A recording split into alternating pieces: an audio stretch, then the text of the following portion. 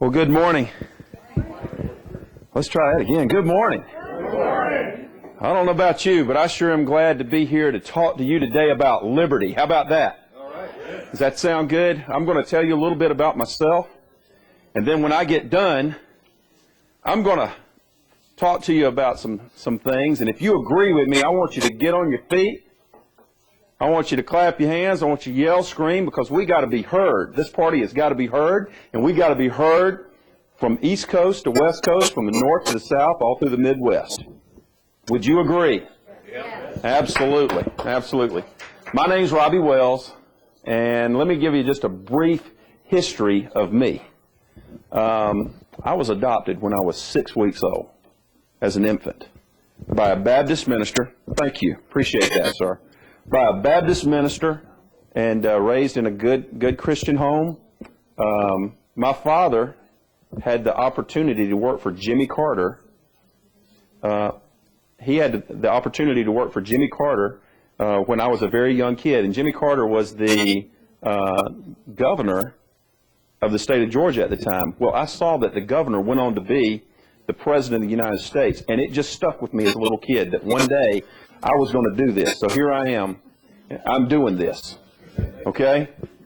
I went on to grow up, and just like a lot of American kids, I decided that I was going to go into athletics.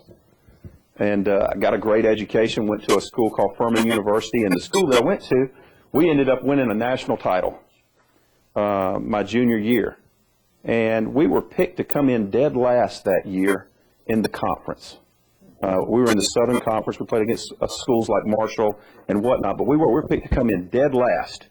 And we ended up not just winning the conference, but we went through the playoffs, won the whole thing, won the national title.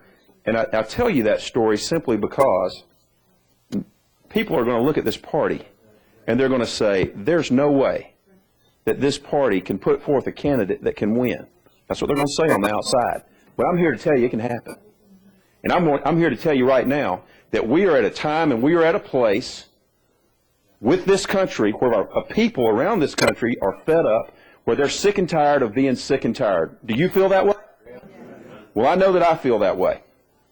I'm sick and tired of being sick and tired from the same old song and dance coming out of Washington, D.C. We have elected politicians, and that's all they want to do is go up there and point the finger at each other, cast the blame, instead of actually getting something done. I can promise you guys this.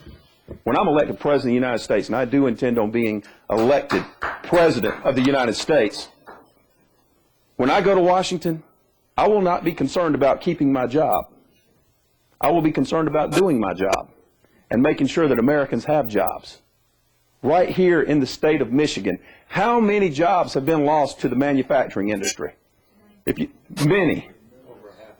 Over 500,000. And you know, where I grew up as a high school kid in Graniteville, South Carolina, they had the Graniteville textile mills, and they created the denim for your blue jeans.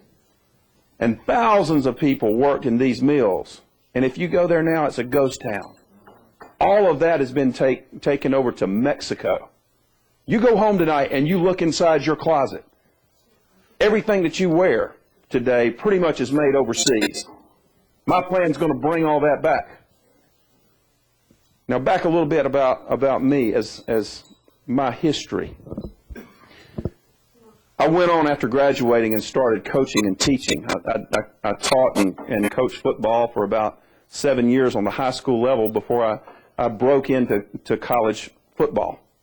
2 years into my career, which was 1992, a real dear friend of mine came in and he gave me a video. He said, I want you to watch this. And it was the Do Right series by a guy named Lou Holtz. Lou Holtz at the time was the head coach at Notre Dame. This was not geared for football, though. This video was geared for people in business. It was geared for people that were wanting to succeed in life. And in this video, Coach Holtz was talking about how as a young kid or as a young adult, he had sat down and he had wrote out all these goals that he wanted to accomplish, over 100 things that he wanted to do. And it made sense to me. I said, you know what? I'm going to do that. I'm going to write these things down. So I started writing. And about a day later, I was done with 115 things that I wanted to do. And these were not just career goals. They were family goals. They were spiritual goals, personal goals.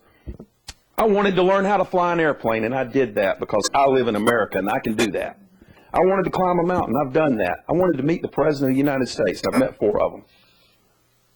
I wanted to win a national championship, did that. I wanted to be an NCAA Division I head football coach, and I did that. I wanted to be on national TV. Thought that'd be cool so that everybody else could see my bald head. And I did that a lot of times. Wanted to run for President of the United States, which was one of my goals, and I'm doing that right now. And then I've got one more goal that's on top of that. I want to lead the greatest nation on the face of this planet. I want to be the President of the United States. And that's why I'm standing in front of you today, because I want to share with you my thoughts and my dreams for this country. Now, let's go back into my career a little bit. When I broke into college ball, it was because I had written down a couple of goals. One of the goals was to meet the guy on that video, Lou Holtz, and another one was to work for him. So he was at Notre Dame. I'd send him resumes, and he'd say, thanks, but no thanks. My staff's full. Well, I ended up breaking into college football at the University of South Carolina in 1997. 2 years later, the head coach there, he was let go. The team was not doing very good. And the next thing I know, Lou Holtz is getting hired to come to me instead of me going to him. Now, I had studied the man. I knew exactly what he wanted. Because, see, here's the thing. If you help enough people get what they want in life, you'll end up getting what you want in life. So I knew exactly what Lou Holtz was going to want when he got there because I had studied the man. When he came, he met with the entire staff, and he kept 3 of us, and I was one of them that he kept, simply because I knew what he wanted. I knew how he worked and how he operated.